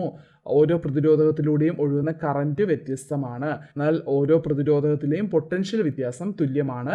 ഓരോ പ്രതിരോധകത്തെയും ഓരോ സ്വിച്ച് ഉപയോഗിച്ച് നിയന്ത്രിക്കാനും കഴിയും. അത്രയും കാര്യങ്ങളൊന്ന് അറിഞ്ഞു വയ്ക്കുക. ബേസിക് ആയിട്ടുള്ള കാര്യങ്ങളാണ്. ഓക്കെ, ഇവിടെ നമുക്കൊരു ചെറിയ പ്രോബ്ലമാണ്. 4 ohm 2 ohm പ്രതിരോധങ്ങളെ ശ്രേണിയായി ഘടിപ്പിച്ച് അവയുടെ അഗ്രങ്ങൾക്കിടയിൽ 6 വോൾട്ട് പൊട്ടൻഷ്യൽ വ്യത്യാസം നൽകിയാൽ കറൻറ്റ് എത്രയാണ്? അപ്പോൾ നമുക്കറിയാം ഇവിടെ റെസിസ്റ്റൻസ് R = ശ്രേണി രീതിയാണ് അല്ലേ? R1 + R2 ആണ്. അതുകൊണ്ട് തന്നെ 4 + 2 6 ohm ആണ്. R = 6 ohm ആണ്. ഇവിടെ V പൊട്ടൻഷ്യൽ വ്യത്യാസം എത്രയാണ്? അതും 6 വോൾട്ട് ആണ്. നമ്മളോട് കറൻറ്റ് ആണ് ചോദിച്ചിരിക്കുന്നത്. അപ്പോൾ I = V/R ആണ് അല്ലേ? V 6 വോൾട്ട് ആണ്, R 6 ആണ്. അപ്പോൾ കറൻറ്റ് I = 1 ആംപിയർ ആണ്. അത് വളരെ ഈസി ആയിട്ടുള്ള പ്രോബ്ലമാണ്. പെട്ടെന്ന് നിങ്ങൾക്ക് മനസ്സിലാവും. അടുത്ത ക്വസ്റ്റ്യൻ നോക്കാം. 12 ohm 4 ohm പ്രതിരോധങ്ങളെ സമാന്തരമായി ബന്ധിപ്പിച്ച് 12 വോൾട്ട് പൊട്ടൻഷ്യൽ വ്യത്യാസം നൽകിയാൽ കറൻറ്റ് എത്രയാണ്? അപ്പോൾ നമുക്കിവിടെ റെസിസ്റ്റൻസ് 1/R = 1/R1 + 1/R2 ആണ്. ഈ ഒരു ഇക്വേഷൻ പഠിച്ചു വെച്ചാൽ മതി. അപ്പോൾ നമുക്ക് R = 1/R = R1 + R2 / R1 × R2 വരും. അതുകൊണ്ട് തന്നെ R = നമുക്ക് എത്ര കിട്ടും? R1 × R2 / R1 + R2. ഇവിടെ സബ്സ്റ്റിറ്റ്യൂട്ട് ചെയ്താൽ മതി. R1 എന്ന് പറയുന്ന വാല്യൂ എത്ര വരും? അത് 4 വരും. R2 എന്ന് പറഞ്ഞാൽ അത് R1 എന്ന് വെച്ചാൽ 12 വരും. R2 എന്ന് വെച്ചാൽ 4 വരും. / 12 + 4 16 വരും അല്ലേ? അപ്പം നമുക്ക് 3 ohm 3 കിട്ടും. ആൻസർ ഇവിടെ റെസിസ്റ്റൻസ് 3 കിട്ടും. അപ്പോൾ കറൻറ്റ് I = എന്താണ്? V/R ആണ്. V 12 വോൾട്ട് ആണ്, R 3 ആണ്. അപ്പോൾ നമുക്ക് 4 ആംപിയർ കിട്ടും അല്ലേ? അത് വളരെ ഈസി ആയിട്ടുള്ള പ്രോബ്ലമാണ്. റെസിസ്റ്റൻസ് ഒന്ന് കണ്ടെത്തണമെന്നേ ഉള്ളൂ. നമുക്ക് ചെറിയ എക്സാമിന് ഇതുപോലത്തെ ചെറിയ പ്രോബ്ലംസ് ഒക്കെ ഒന്ന് പഠിച്ചു പോകണം. ഓക്കെ, ഇത് ഏതെങ്കിലും ഒരു രീതിയിൽ പഠിച്ചാൽ മതി. അടുത്തത് നമുക്ക് റെസിസ്റ്റൻസിൻ്റെ കളർ കോഡ് എങ്ങനെയാണെന്ന് മനസ്സിലാക്കാം. ഇവിടെ ഒരു റെസിസ്റ്റൻസ് കാണിച്ചിട്ടുണ്ട്. ഇവിടെ 4 ലൈൻസ് ആണ് അല്ലേ കാണിച്ചിട്ടുണ്ട്, 4 വലയങ്ങൾ കാണിച്ചിട്ടുണ്ട്. അപ്പോൾ ഈ 4 വലയങ്ങൾ യൂസ് ചെയ്തിട്ടാണ് നമ്മൾ ഈ പറയുന്ന ഇതിൻ്റെ ഒരു വാല്യൂ പറയുന്നത്. അതിനെയാണ് കളർ കോഡ് എന്ന് പറയുന്നത് കേട്ടോ. സാധാരണ 4 നിറങ്ങളുള്ള വളയങ്ങളാണ് ഈ പറയുന്ന കളർ കോഡിങ്ങിന് യൂസ് ചെയ്യുന്നത്. ആദ്യത്തെ 2 കളർ എന്ത് ചെയ്യുന്നു, മൂല്യത്തിൻ്റെ ആദ്യത്തെ 2 അക്കങ്ങളെ സൂചിപ്പിക്കുകയാണ്. ഇവിടെ ഫസ്റ്റ് കളർ എന്ന് വെച്ചാൽ അത് റെഡാണ് അല്ലേ, ഫസ്റ്റ് റെഡാണ്. അപ്പോൾ റെഡിൻ്റെ വാല്യൂ എത്രയാണ്, 2 എഴുതുന്നു.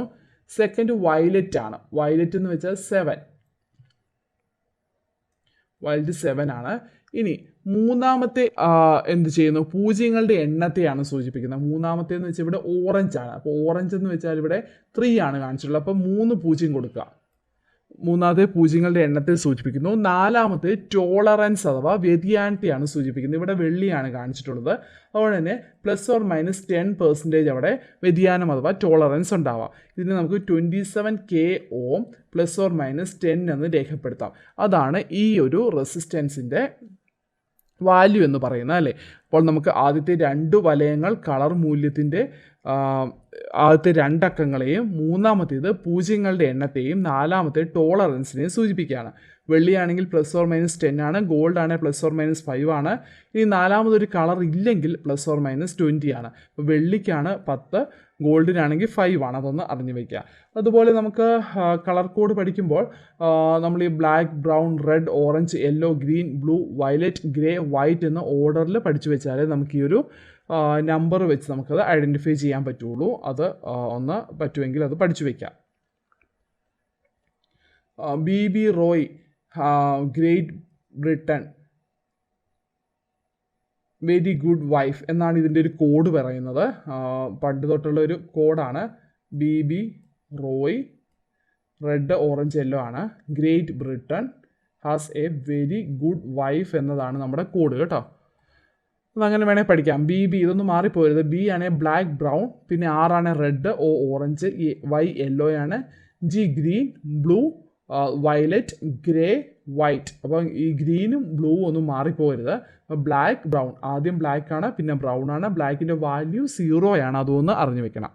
അപ്പോൾ ഇതാണ് ഇതിൻ്റെ code. BB Roy, great Britain has a very good wife.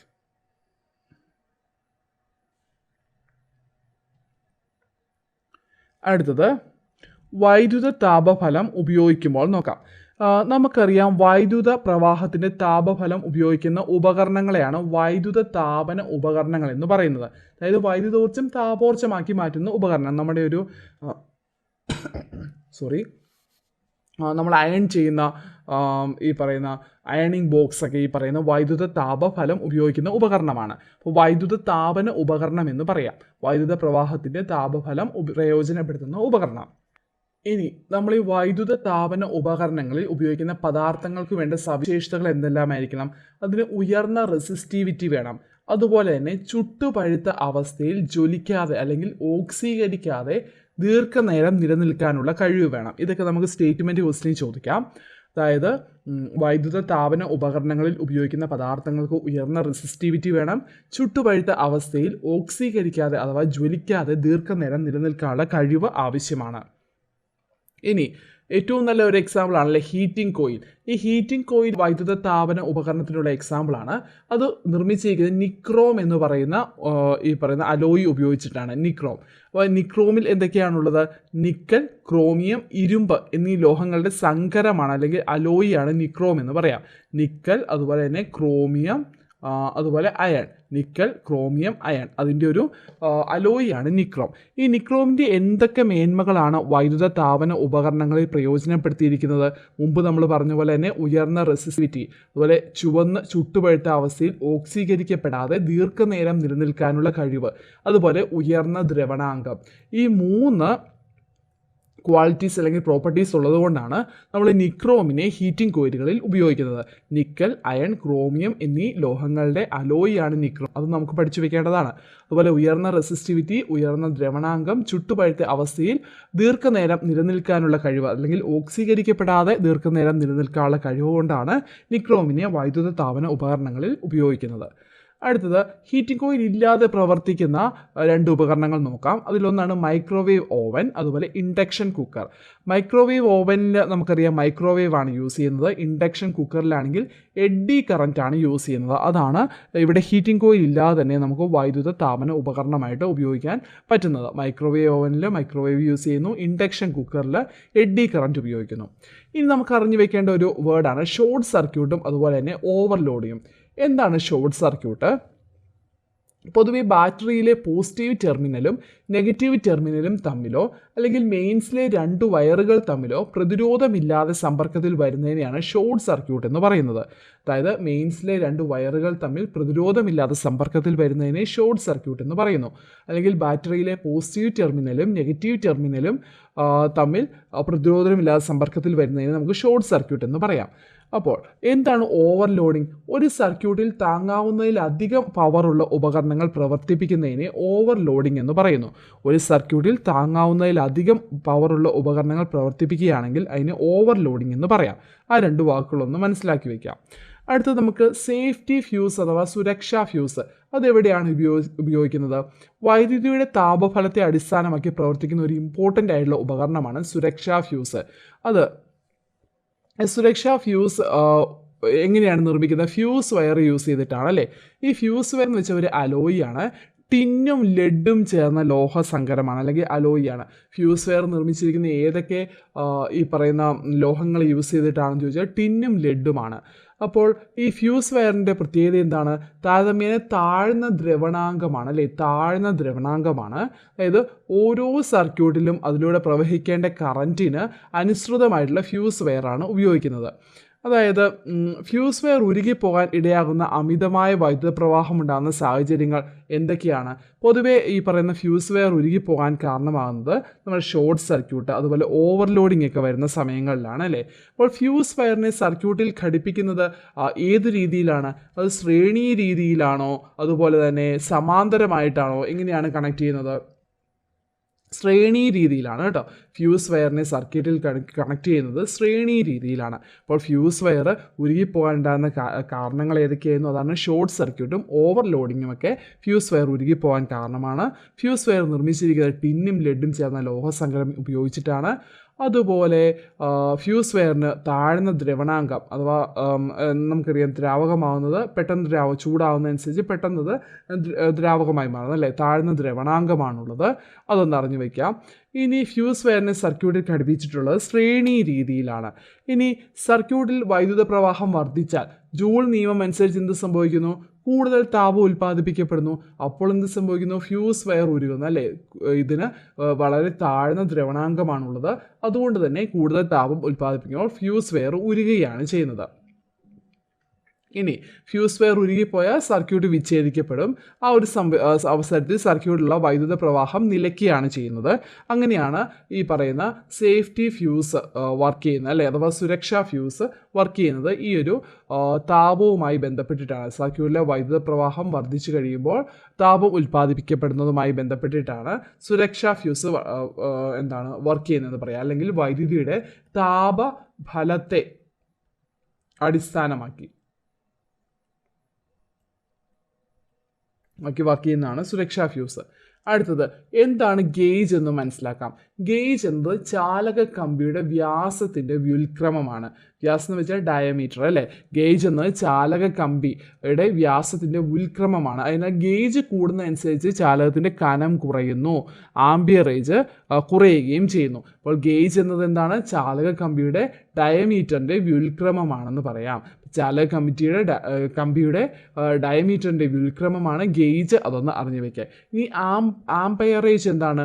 ഒരു ഉപകരണത്തിൻ്റെ പവറും അത് നൽകുന്ന വോൾട്ടേജും തമ്മിലുള്ള അനുപാതമാണ് ആ ഉപകരണത്തിൻ്റെ ആംപയറേജ്. അതൊന്ന് അറിഞ്ഞു വയ്ക്കുക. ഉപകരണത്തിൻ്റെ power divided by voltage PYV ആണ് ആംപയറേജ്. അതും ബേസിക്കായിട്ട് അറിഞ്ഞു വെക്കേണ്ട ഒരു കാര്യമാണ്. അല്ലെങ്കിൽ നമുക്ക് പറയാം വാട്ടേജ് ബൈ വോൾട്ടേജ് എന്ന് പറയാം. പവറിൻ്റെ യൂണിറ്റ് അല്ലേ വാട്ട്, അതുകൊണ്ടാണ് വാട്ടേജ് ബൈ വോൾട്ടേജ് എന്ന് പറയാം. അതാണ് ആംപയറേജ്. ഇനി സർക്യൂട്ടിൽ ഉപയോഗിക്കുന്ന ഫ്യൂസിനെ സുരക്ഷാ ഫ്യൂസ് എന്ന് വിളിക്കുന്നത് എന്തുകൊണ്ടാണ്? ഈ സർക്യൂട്ടിൽ ബന്ധിച്ചിരിക്കുന്ന ഫ്യൂസിലൂടെ വൈദ്യുതി പ്രവഹിക്കുന്ന സമയം മുഴുവനും ഫ്യൂസ് വയറിൽ ചെറിയ തോതിൽ താപം ഉൽപ്പാദിപ്പിക്കപ്പെടുന്നുണ്ട് അല്ലേ? എന്നാൽ ഈ ഒരു താപം എന്ത് സംഭവിക്കുന്നത് ചുറ്റുപാടുകളിലേക്ക് പ്രേഷണം ചെയ്തു പോവാണ്. എന്നാൽ ഈ സർക്യൂട്ടിൽ അനുവദിക്കുന്നതിനേക്കാൾ കൂടുതൽ കറണ്ട് ഒഴുകുമ്പോഴാണ് ക്രമരഹിതമായിട്ട് താപം ഉണ്ടാകുന്നത്. അപ്പോൾ ഈ പറയുന്ന എന്ത് സംഭവിക്കുന്നു, ചുറ്റുപാടുകളിലേക്ക് പ്രേഷണം ചെയ്തു പോയാൽ പോലും അവിടെ താപം കൂടുകയാണ്. അതുകൊണ്ട് തന്നെ ഫ്യൂസ് വെയർ ഉരുകയാണ് അല്ലേ ചെയ്യുന്നത്. അതൊക്കെ ബേസിക്കായിട്ട് നമുക്ക് എല്ലാവർക്കും അറിയാവുന്ന കാര്യമാണ്. ഈ ഫ്യൂസ് വെയർ അഥവാ സുരക്ഷാ ഫ്യൂസ് എന്ത് ചെയ്യുന്നു, നമ്മളെ വൈദ്യുത പ്രവാഹം മൂലമുണ്ടാകുന്ന അപകടങ്ങളിൽ നിന്ന് രക്ഷിക്കുകയാണ് അല്ലേ. അമിത വൈദ്യുത പ്രവാഹം മൂലമുണ്ടാകുന്ന അപകടങ്ങളിൽ നിന്ന് രക്ഷിക്കുന്നത് സുരക്ഷാ ഫ്യൂസാണ്. അതൊന്ന് അറിഞ്ഞു വയ്ക്കുക. അപ്പോൾ എപ്പോഴും എന്താണ്, ഓരോ ഉപകരണങ്ങൾക്കും വൈദ്യുത പ്രവാഹ തീവ്രതയുടെ അളവിൽ വ്യത്യാസമുണ്ട്. അതുകൊണ്ട് തന്നെ അനുയോജ്യമായ ആംപെയറേജിലുള്ള ഫ്യൂസ് വെയർ വേണം തിരഞ്ഞെടുക്കാൻ. ആംപെയറേജ് എന്ന് വെച്ചാൽ അത് എന്താണ്, വാട്ടേജ് ഡിവൈഡ് ബൈ വോൾട്ടേജ് ആണ്. അതൊന്ന് അറിഞ്ഞു വയ്ക്കുക. ഇനി ഗേജ് നമ്മൾ പറഞ്ഞു, ഒരു സർക്യൂട്ടിലെ ചാലക കമ്പിയുടെ ഡയമീറ്ററിൻ്റെ വ്യുൽക്രമമാണ്, റെസിപ്രോക്കലാണ് ഗേജ് എന്നറിയപ്പെടുന്നത്. അതൊന്ന് അറിഞ്ഞു വയ്ക്കാം. ഇനി ഇലക്ട്രിക് പവർ എന്താണെന്ന് നോക്കാം. യൂണിറ്റ് സമയത്തിൽ ഒരു വൈദ്യുതോപകരണം വിനിയോഗിക്കുന്ന വൈദ്യുത ഊർജ്ജത്തെയാണ് വൈദ്യുത പവർ എന്ന് പറയുന്നത്. അപ്പോൾ പവർ എന്താണ്, പ്രവൃത്തി ബൈ ടൈം ആണ് അല്ലേ, അല്ലെങ്കിൽ വർക്ക് ബൈ ടൈം ആണ്. പവറിൻ്റെ യൂണിറ്റ് വാട്ടാണ്. അതൊക്കെ നമുക്ക് ബേസിക്കായിട്ട് അറിയാം. അപ്പോൾ പവറിൻ്റെ യൂണിറ്റ് വാട്ടാണ്, വർക്ക് ബൈ ടൈം ആണ് പവറിൻ്റെ ഇക്വേഷൻ. അതൊന്ന് അറിഞ്ഞു വെക്കണം. യൂണിറ്റ് സമയത്തിൽ ഒരു വൈദ്യുതോപകരണം വിനിയോഗിക്കുന്ന വൈദ്യുത ഊർജ്ജത്തെയാണ് നമ്മൾ വൈദ്യുത പവർ എന്ന് പറയുന്നത്. ഓക്കെ, വർക്ക് ബൈ ടൈം അതൊന്ന് അറിഞ്ഞു വയ്ക്കുക. അടുത്തത് ജൂൾ നിയമം അനുസരിച്ച് ഒരു സർക്യൂട്ടിൽ ടി സെക്കൻഡ് കൊണ്ട് ഉൽപ്പാദിപ്പിക്കുന്ന താപം അഥവാ ചെയ്യപ്പെടുന്ന പ്രവൃത്തി എച്ച് ആണെങ്കിൽ H=I²RT ആണെന്ന് നമുക്കറിയാം. ഇനി നമുക്ക് പവറിനെ എങ്ങനെ ഈ ഒരു ഇക്വേഷൻ്റെ അവിടെ പവറിൽ ഈ പറയുന്ന ജൂൾ നിയമം എങ്ങനെ സബ്സ്റ്റിറ്റ്യൂട്ട് ചെയ്യാം? പവർ എന്ന് വെച്ചാൽ വർക്ക് ബൈ ടൈം ആണെന്ന് പറഞ്ഞു. വർക്ക് എനർജിയാണ് അല്ലേ, വർക്കിൻ്റെ യൂണിറ്റും വർക്കിൻ്റെയും എനർജിയുടെയും യൂണിറ്റ് നമുക്ക് ജൂളാണെന്നറിയാം. അതുകൊണ്ട് തന്നെ നമ്മൾ ഇവിടെ വർക്കിന് പകരം എച്ച് സബ്സ്റ്റിറ്റ്യൂട്ട് ചെയ്യുന്നു, H/T കൊടുക്കുന്നു. അപ്പോൾ എച്ചിന് പകരം നമുക്ക് I²RT/T കൊടുക്കാം. അങ്ങനെ നമുക്ക് ടി ഇവിടെ ക്യാൻസൽ ചെയ്യാം. അങ്ങനെ P=I²R എന്ന് പറയുന്ന ഒരു ഇക്വേഷനോട് നമുക്ക് ഇതിൽ നിന്ന് ജനറേറ്റ് ചെയ്തെടുക്കാം. അപ്പോൾ H=I²RT ആണ്. H=I²RT ജൂൾസ് ലോ ആണ്. അപ്പോൾ നമുക്ക് പവർ വർക്ക് ബൈ ടൈം ആണ്. വർക്കിൻ്റെയും താപത്തിൻ്റെയും യൂണിറ്റ് എന്താണ്, വർക്കിൻ്റെയും എനർജിയുടെയും യൂണിറ്റ് നമുക്ക് ജൂളാണെന്നറിയാം. അതുകൊണ്ട് തന്നെ നമ്മൾ വർക്കിന് പകരം നമുക്ക് എച്ച് സബ്സ്റ്റിറ്റ്യൂട്ട് ചെയ്യാം, H/T. ഇപ്പോൾ എച്ചിന് പകരം I²RT നമ്മൾ സബ്സ്റ്റിറ്റ്യൂട്ട് ചെയ്യുന്നു, ബൈ ടി അവിടെ ടി ക്യാൻസലായി പോകുന്നു. I²R എന്ന് പറയുന്ന ഇക്വേഷൻ നമുക്ക് കിട്ടുന്നു. അതൊന്ന് അറിഞ്ഞു വയ്ക്കാം. അടുത്തത് നമുക്കറിയാം ഓം നിയമം അനുസരിച്ച് I=V/R ആണ് അല്ലേ. അപ്പോൾ I² പകരം നമുക്ക് V/R സബ്സ്റ്റിറ്റ്യൂട്ട് ചെയ്യാം. അങ്ങനെ നമുക്ക് ഈ ഒരു ഇക്വേഷൻ കിട്ടും, V²/R കിട്ടും. അപ്പോൾ നമുക്ക് I² പകരം V/R². അപ്പോൾ V²R² ഇൻറ്റു R വരും, R ക്യാൻസലാവും. അങ്ങനെ V²/R എന്ന് കിട്ടും. അപ്പോൾ പവറിന് നമുക്ക് ഇങ്ങനെയും ഒരു ഇക്വേഷൻ ജനറേറ്റ് ചെയ്യാം. അതൊക്കെ ജസ്റ്റ് ഒന്ന് അറിഞ്ഞു വെച്ചാൽ മതി. ഇനി ഇവിടെ ഒരു പ്രോബ്ലം കാണിച്ചിട്ടുണ്ട്. ഒരു സർക്യൂട്ടിൽ ഒരു ഉപകരണം 540 വാട്ട് പവർ ഉപയോഗിക്കുന്നു. വോൾട്ടേജ് 230 വോൾട്ട് ആണെങ്കിൽ ആംപെയറേജ് എത്രയാണെന്ന് കണക്കാക്കുക. ആംപെയറേജിൻ്റെ ഇക്വേഷൻ നമുക്കറിയാം, വാട്ടേജ് ബൈ വോൾട്ടേജ് ആണ്. വാട്ടേജ് വാട്ട് അല്ലെങ്കിൽ അതിൻ്റെ പവർ എത്രയാണ്, 540 ആണ് അല്ലേ. 540 ആണ്. വോൾട്ടേജ് 230 ആണ്. ജസ്റ്റ് സബ്സ്റ്റിറ്റ്യൂട്ട് ചെയ്താൽ മതി. അതാണ് നമ്മുടെ ആംപെയറേജ് അഥവാ I എന്ന് നമുക്ക് ഇവിടെ കണ്ടുപിടിക്കാം. അതിൻ്റെ യൂണിറ്റ് ആംപിയർ തന്നെയാണ് കേട്ടോ. അടുത്തത് 115 ഓം പ്രതിരോധമുള്ള ഒരു താപന ഉപകരണത്തിലൂടെ 2 ആംപിയർ വൈദ്യുതി പ്രവഹിക്കുന്നുവെങ്കിൽ ഉപകരണത്തിൻ്റെ പവർ എത്രയാണ്?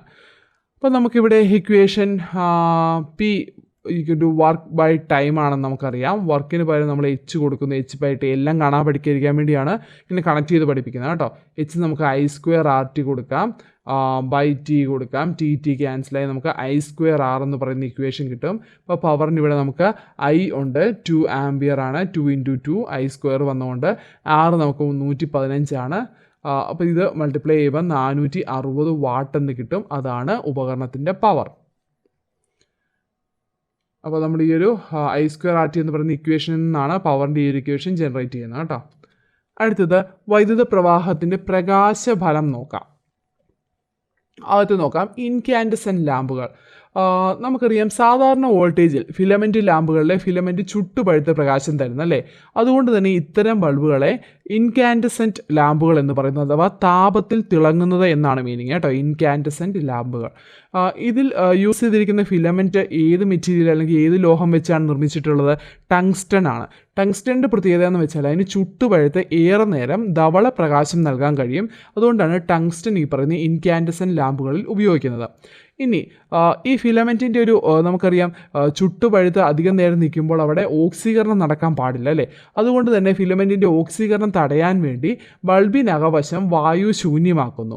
അതായത് അതുപോലെ തന്നെ ഇവിടെ ബാഷ്പീകരണം കുറയ്ക്കാൻ വേണ്ടി ബൾബിൽ കുറഞ്ഞ മർദ്ദത്തിൽ അലസവാതകം അഥവാ ഇനേർട്ട് ഗ്യാസ് നിറയ്ക്കുകയാണ്. എന്നാൽ പൊതുവേ ഇപ്പോൾ നൈട്രജൻ വാതകമാണ് ഇതിന് ഉപയോഗിക്കുന്നത്. ഇനേർട്ട് ഗ്യാസുകൾ ഉപയോഗിക്കുന്നുണ്ടെങ്കിലും പൊതുവേ നൈട്രജൻ വാതകമാണ് ഇപ്പോൾ ഉപയോഗിക്കുന്നത്. അപ്പോൾ ഇൻകാൻഡസെൻറ്റ് ലാമ്പുകളുടെ കാര്യം പറഞ്ഞു. ഫിലമെൻറ്റ് ചുട്ടുപഴുത്ത പ്രകാശം നൽകുന്നു. ഇൻകാൻഡസെൻ്റ് എന്ന് വെച്ചാൽ താപത്താൽ തിളങ്ങുന്നത് എന്നാണ് മീനിങ്. അത് ടങ്സ്റ്റൺ ആണ് ഫിലമെൻ്റായിട്ട് ഉപയോഗിച്ചിട്ടുള്ളത്.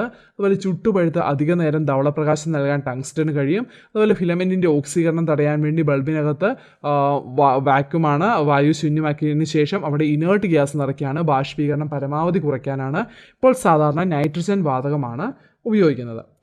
അടുത്തത് എന്തുകൊണ്ടാണ് നൈട്രജൻ ഉപയോഗിക്കുന്നതെന്ന് നോക്കാം. നൈട്രജൻ ഒരു സാധാരണ താപനിലയിലും മർദ്ദത്തിലും ഒരു അലസവാതകത്തെ പോലെ പെരുമാറുന്നു. എന്നാൽ അതൊരു ഇനേർട്ട് ഗ്യാസ് അല്ല. താപനിലയിലുള്ള നേരിയ വർധനവ് നൈട്രജൻ്റെ വികാസത്തെ സ്വാധീനിക്കുന്നില്ല. അതുപോലെ നൈട്രജൻ പ്രകൃതി സുലഭമായി ലഭിക്കുന്നു.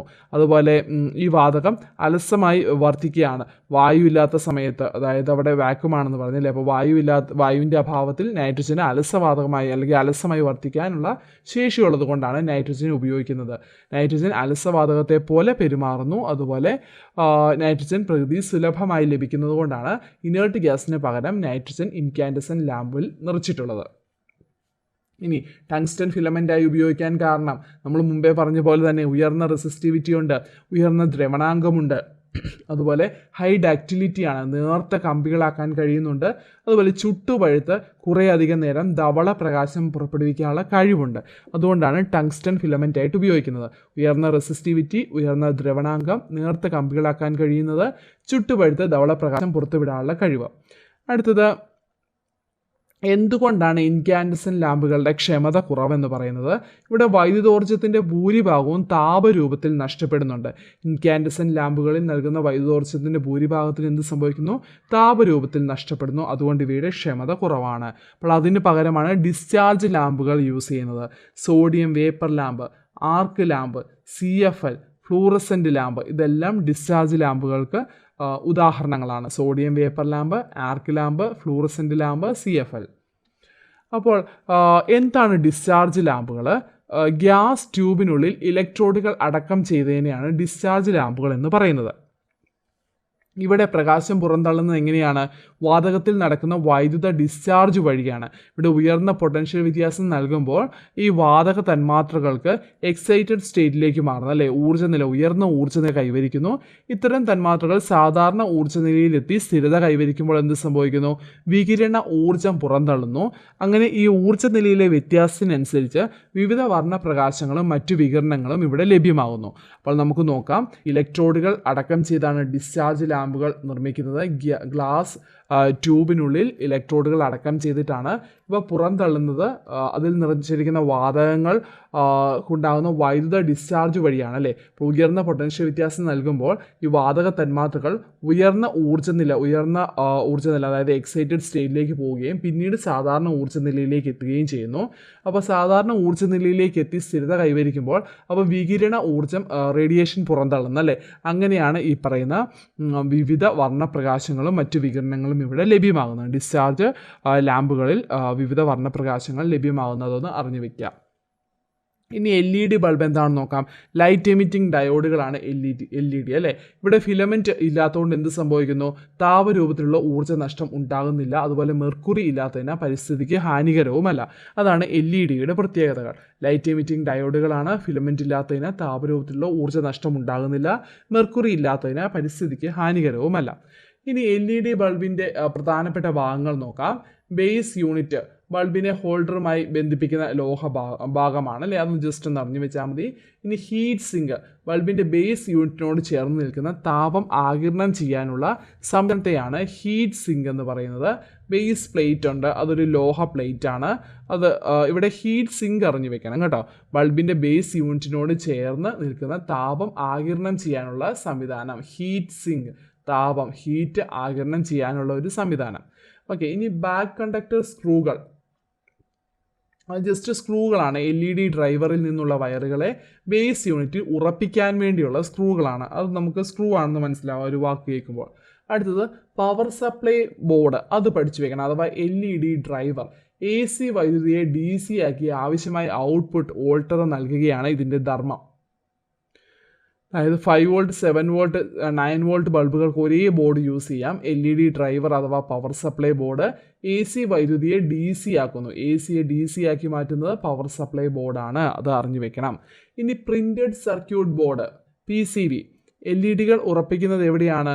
ഈ ബോർഡിലാണ് അല്ലേ. ഇവിടെ പ്ലസ് മൈനസ് അടയാളപ്പെടുത്തിയിട്ടുണ്ട്.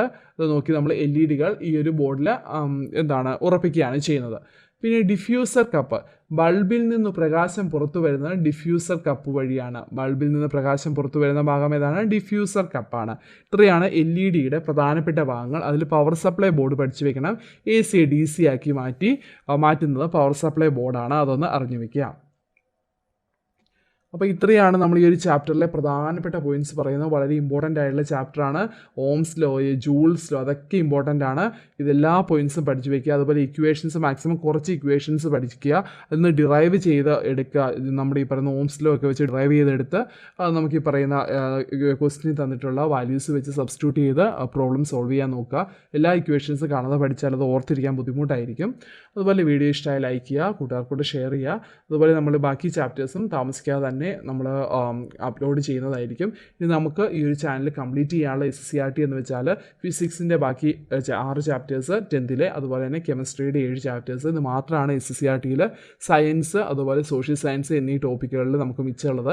അതിനുശേഷം നമ്മൾ മലയാളം വൊക്കാബുലറി, ഇംഗ്ലീഷ് വൊക്കാബുലറി ഒക്കെ SCRT നോക്കുന്നുണ്ട്. അതിനുശേഷം നമ്മൾ NCCRT ക്ലാസ്സുകളും ആരംഭിക്കുന്നുണ്ട്. അത്രയാണ് നമ്മളിപ്പോൾ ഇവിടെ ഡിസൈഡ് ചെയ്തിരിക്കുന്നത്. അപ്പോൾ വീഡിയോ ഇഷ്ടമായി കമൻറ്റ് ചെയ്യാൻ മറക്കരുത്. അപ്പോൾ നമുക്ക് അടുത്ത ക്ലാസ്സിൽ കാണാം. Thank you.